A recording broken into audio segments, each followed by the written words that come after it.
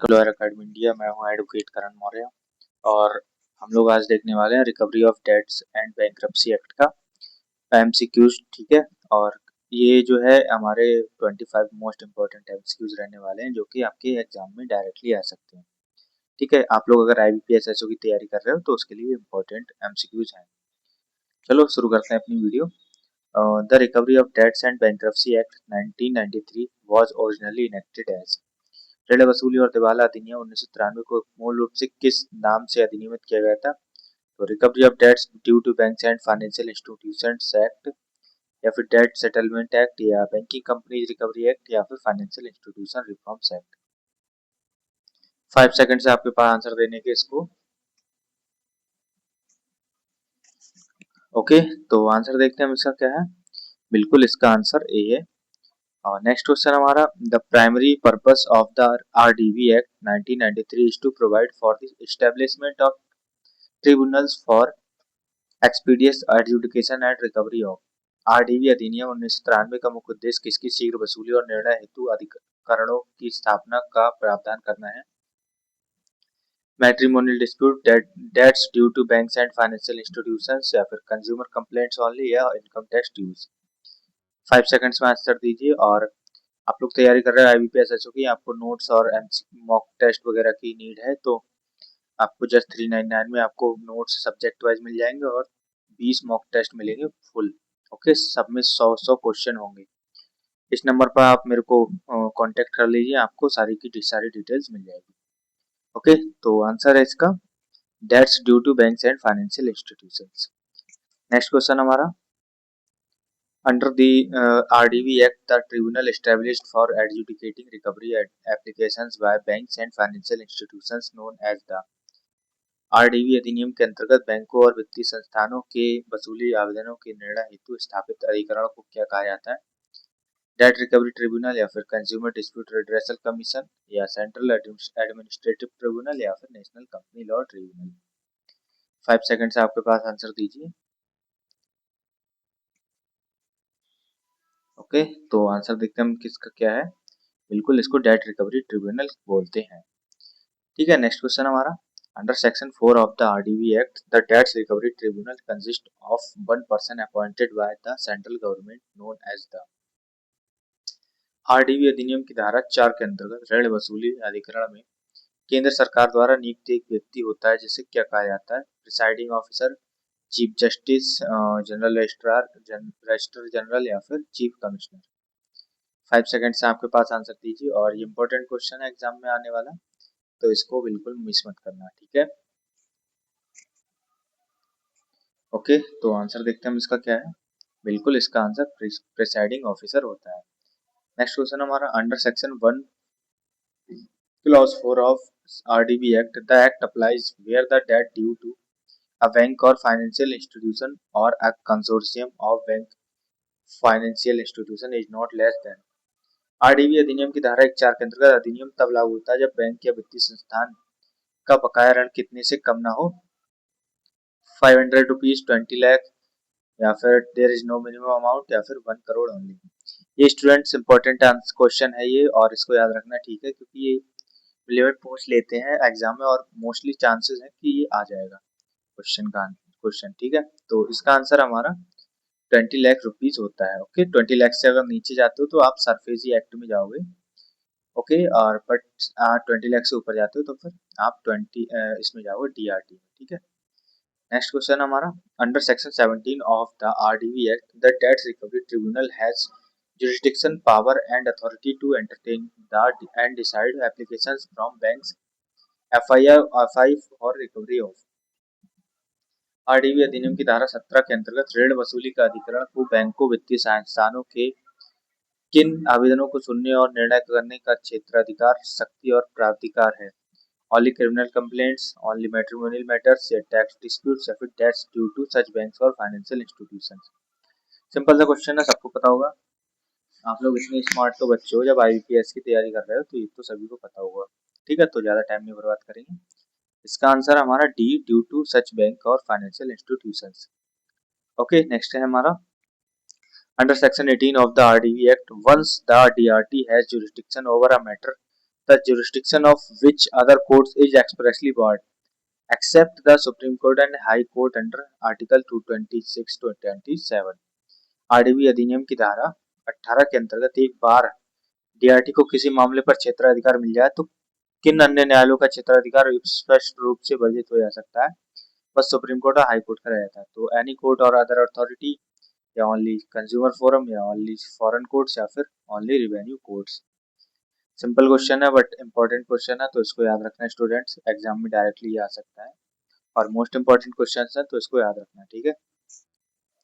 Okay, तो answer हमारा इसका एनी अदर और अदर अथॉरिटी, एनी कोर्ट और अदर अथॉरिटी, ठीक है। नेक्स्ट क्वेश्चन हमारा, under section 19 of the RDB act, a bank और financial institution seeking to recover a debt must make an application to the tribunal accompanied by। आरडीवी अधिनियम की धारा 19 के अंतर्गत ऋण वसूल करने की मांग करने वाले बैंक या वित्तीय संस्थानों को अधिकरण में आवेदन के साथ क्या देना होता है? Tax clearance certificate, criminal complaint copy, nothing at all, prescribe fee. 5 second से आंसर दीजिए और 25 क्वेश्चन हमारे हैं, 25 में से आप कितने करेंगे ये बात आप मेरे को कमेंट में बताएंगे। ओके, चलिए आंसर देखते हैं हम इसका क्या है। बिल्कुल द प्रिस्क्राइब फी इसको बोलेंगे। नेक्स्ट क्वेश्चन है, under section 19 of the RDB act, upon application by a bank or financial institution, the tribunal may issue a certificate for the recovery of the amount based on which the recovery officer proceeds to recover the amount। आरडीवी अधिनियम की धारा 19 के अंतर्गत bank या वित्तीय संस्थान के आवेदन पर अधिकरण वसूली प्रमाण पत्र जारी कर सकता है, जिसके आधार पर वसूली अधिकारी की राशि वसूल कैसे करता है? As arrear of land revenue, only through a fresh civil suit, या थ्रू क्रिमिनल प्रोसिक्यूशन, या फिर it can not be recovered at all. 5 second से आपके पास आंसर दीजिए। ओके, तो चलिए आंसर देखते हैं हम इसका क्या है। आई होप सबको पता होगा, एज एरियर ऑफ लैंड्स, ठीक है। नेक्स्ट क्वेश्चन हमारा, under the RDB act the recovery officer is the authority reasonable for responsible for. RDB अधिनियम के अंतर्गत रिकवरी ऑफिसर वसूली अधिकारी किस कार्य के लिए उत्तरदायी प्राधिकारी है? Adjudicating the original debt dispute, या अपॉइंटिंग द प्रेसाइडिंग ऑफिसर, या executing the recovery certificate issued by tribunal, या फिर framing the rules of the tribunal. 5 second से आपके पास आंसर दीजिए।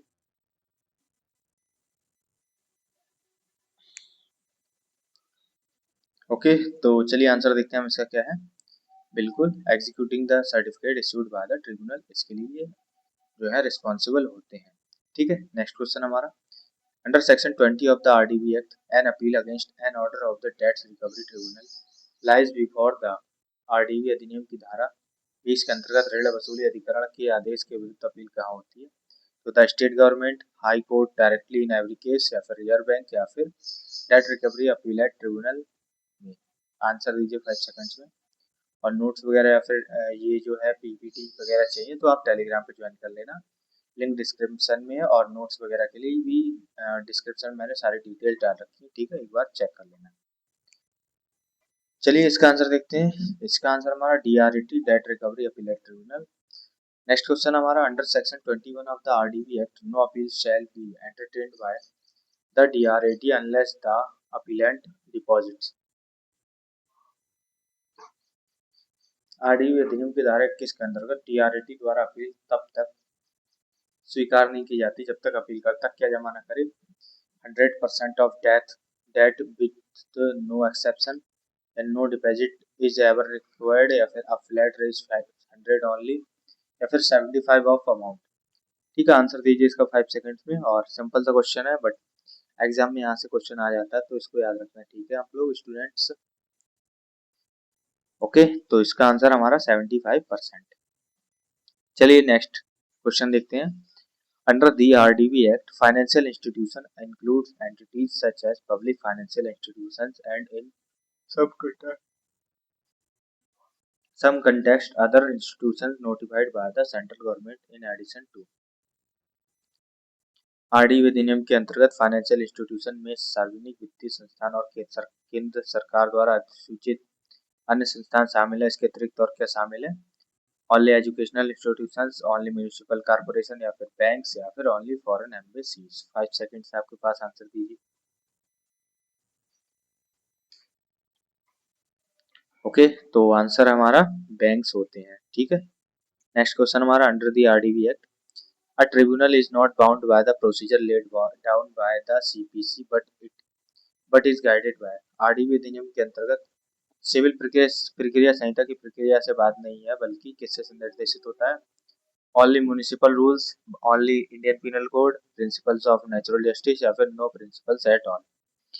जब भी कोई भी जो एक्ट है वो गवर्न ना हो सीपीसी या फिर सीआरपीसी से, मतलब बीएनएसएस से, तो उसमें एक रूल चलता है जिसका नाम है नेचुरल जस्टिस का सिद्धांत, ठीक है, या फिर इक्विटी का सिद्धांत चलता है, या फिर रूल ऑफ लॉ का। तो ये कई सारे सिद्धांत है जो कि यूज होने जरूरी होते हैं, चाहे आप जुरिस्डिक्शन पढ़ा हो तो आपको पता होगा। तो इसका भी हमारा आंसर है प्रिंसिपल्स ऑफ नेचुरल जस्टिस के सिद्धांत पर ही कार्य करता है। Next question under the RDB act the tribunal has powers similar to a civil court in respect of matters including summoning and examination of witness and. RDB अधिनियम के अंतर्गत अधिकरण को साक्षियों को समन करने और परीक्षण करने सहित किन मामलों में दीवानी न्यायालय के समान शक्तियां प्राप्त हैं?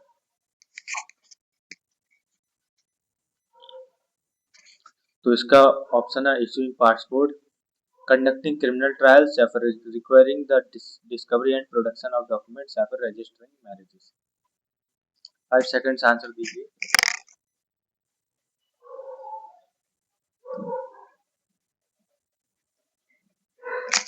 ओके, तो आंसर देखते हैं हम क्या है इसका। Requiring the discovery and production of documents.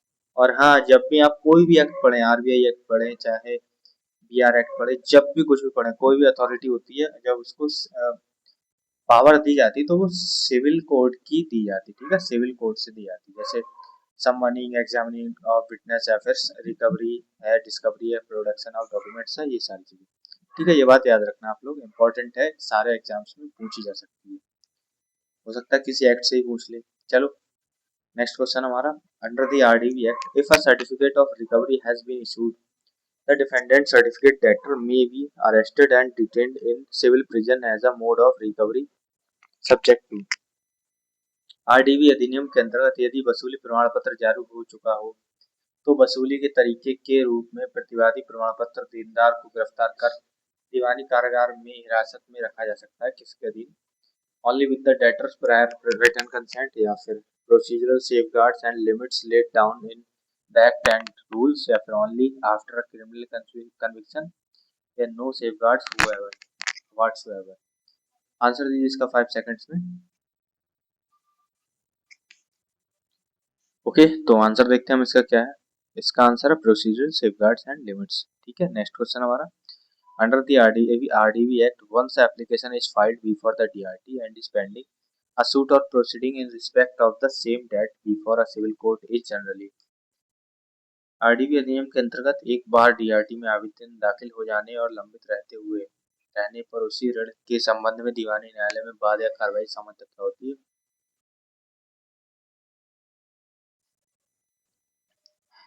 Mandatory in adding addition to the DRT proceeding, या decided by a coin to toss between forums, ऐसा तो बिल्कुल नहीं होगा।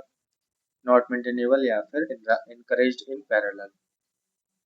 आपने एक सिद्धांत सुना होगा सीपीसी में सेक्शन 10 में, रेस सब्जुडाइज, ठीक है। सब्जुडाइज का मतलब क्या है कि जब भी कोई केस कहीं पर चल रहा है तो आप दोबारा उसको दायर नहीं कर सकते, तो बिल्कुल इसका आंसर यही है कि ये मेंटेनेबल नहीं होगा, ठीक है। नेक्स्ट क्वेश्चन हमारा under the RDV Act, the central government is empowered to establish one or more debts recovery tribunal for definite areas having regard to। आरडीवी अधिनियम के अंतर्गत केंद्र सरकार को विभिन्न क्षेत्रों के लिए एक या अधिक ऋण वसूली अधिकरण स्थापित करने का अधिकार है, किस बात को ध्यान में रखते हुए? Weather conditions of the region, या number of cases pending in different jurisdictions, या population of the state only, या फिर number of banks headquartered abroad. तो इसका आंसर दीजिए आप लोग 5 सेकंड्स में। और ये थोड़ा टफ क्वेश्चन होगा, पता है मेरे को, बट क्वेश्चन एग्जाम में ऐसे ही आ सकते हैं इस बार। ओके, तो इसका आंसर है number of cases pending in different jurisdiction, ठीक है। नेक्स्ट क्वेश्चन है under the RDB act the term for which the presiding officer of a debt recovery tribunal holds office is prescribed by the central government subject to a maximum age limit of. RDB अधिनियम के अंतर्गत ऋण वसूली अधिकरण के पीठासीन अधिकारी का कार्यकाल केंद्र सरकार द्वारा निर्धारित होता है। अधिकतम आयु सीमा की अधिनियम जो कितनी है 55 ईयर्स, 65 ईयर्स, 75 ईयर्स या फिर 50 ईयर्स। आंसर दीजिए इसका 5 सेकंड्स में आप लोग।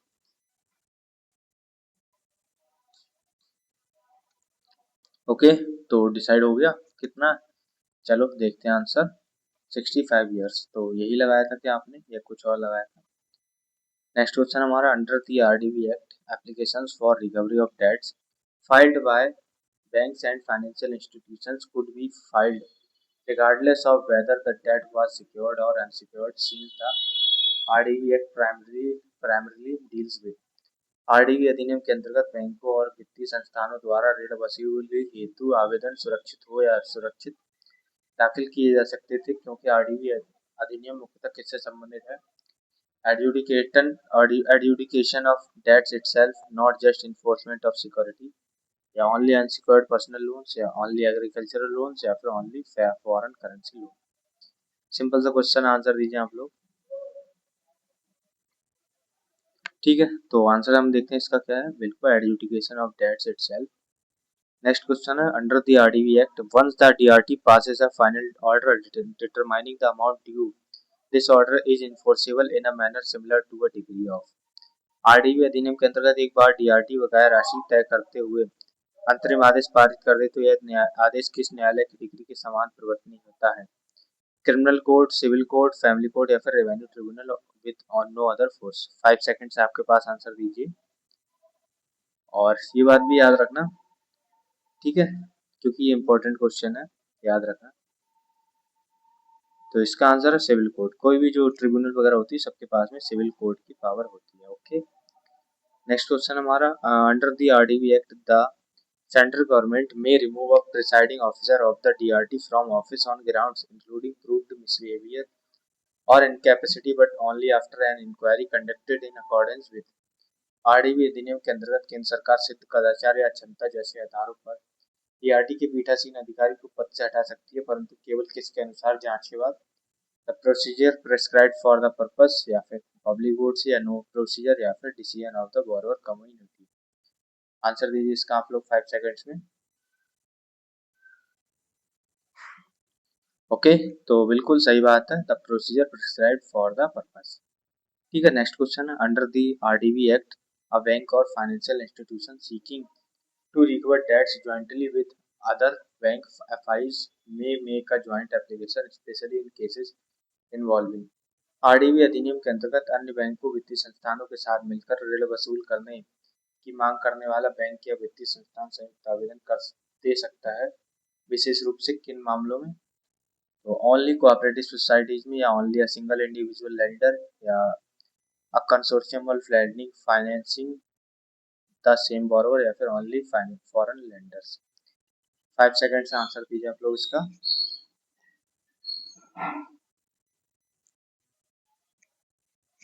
ओके, आई होप सबको पता होगा आंसर। चलिए देख लेते हैं आंसर। बिल्कुल, अ कंसोर्शियम ऑफ लेंडिंग फाइनेंसिंग और द सेम बोरोवर। ठीक है, पढ़ लेना। नेक्स्ट क्वेश्चन है, in Union Bank of India versus Satyavati Tandon, the Supreme Court deprecated the practice of high courts entertaining writ petitions under Article 226 to stall SARFAESI recovery proceedings, holding that the borrower should first exhaust the statutory remedy before the। Union bank of India बनाम सत्यवती टंडन मामले में supreme court ने सरफेसी वसूली कार्रवाई रोकने हेतु अनुच्छेद 226 के तहत रिट याचिका स्वीकार करने की उच्च न्यायालय की प्रथा की निंदा की और कहा कि उधारकर्ता को पहले किसके समक्ष संविधिक उपाय समाप्त करना चाहिए? तो लोकल पंचायत के सामने, या यूनाइटेड स्टेट्स, या इलेक्शन कमीशन, या फिर डेट रिकवरी ट्रिब्यूनल। सिंपल सा क्वेश्चन, आंसर दीजिए 5 सेकंड्स में आप लोग, और ये इंपॉर्टेंट क्वेश्चन है, इंपॉर्टेंट केस लॉ है स्टूडेंट्स, तो इसको याद रखना, ये डायरेक्ट आपके एग्जाम में आ सकता है। ओके, चलिए आंसर देखते हैं हम इसका क्या है। तो बिल्कुल इसका आंसर डीआरटी के सामने आप पहले एप्लीकेशन देंगे। नेक्स्ट क्वेश्चन है, in judicial interpretation of the RDB act over the years, courts have consistently emphasized that DRTs were created to ensure। वर्षों में आरडीवी अधिनियम की न्यायिक व्यवस्था में न्यायालयों ने लगातार इस बात पर बल दिया है कि डीआरटी का सृजन किस बात को सुनिश्चित करने के लिए किया गया था। Transfer of banking sector to private ownership या अबॉलिशिंग ऑल बोरोवर्स राइट या फिर permanent stay of all proceedings या speedy adjudication and recovery of bank dues avoid delays of ordinary civil litigation. 5 seconds में आंसर दीजिए आप लोग। Okay, तो बिल्कुल इसका आंसर है speedy adjudication and recovery of bank dues. ठीक है, 25 में से कितने आंसर आए हैं ठीक ये बताना मेरे को। और हाँ, एक अनाउंसमेंट और है, अगर आप लोग तैयारी कर रहे हैं आईबीपीएस एसओ की, जुडिशरी या एआईबी की, ठीक है, बल्कि आप वीडियो देख रहे हो तो आईबीपीएस की देख करते होंगे, तो इसके लिए आप notes subject wise, MCQ subject wise और 20 मॉक टेस्ट आपको मिल जाएंगे। ठीक है, आईबीपीएस एसओ के लिए ये दोनों जो है इसके साथ फ्री में ही मिल रहे हैं, कोई दिक्कत की बात नहीं है। ओके, जस्ट 399 में है। कोई भी दिक्कत है तो इस नंबर पर आप मेरे को संपर्क कर लो व्हाट्सएप पर। बाकी पेमेंट भी इसी नंबर पर कर सकते हो, स्क्रीनशॉट मेरे को भेज देना, 1 से 2 घंटे में आपको मिल जाएगा पूरा मटेरियल। ठीक है, बाकी क्यूआर वगैरह है और कोई भी जानकारी हो तो इस पर देख लेना। ओके, तो चलो मिलते हैं नेक्स्ट वीडियो में, तब तक के लिए जय हिंद।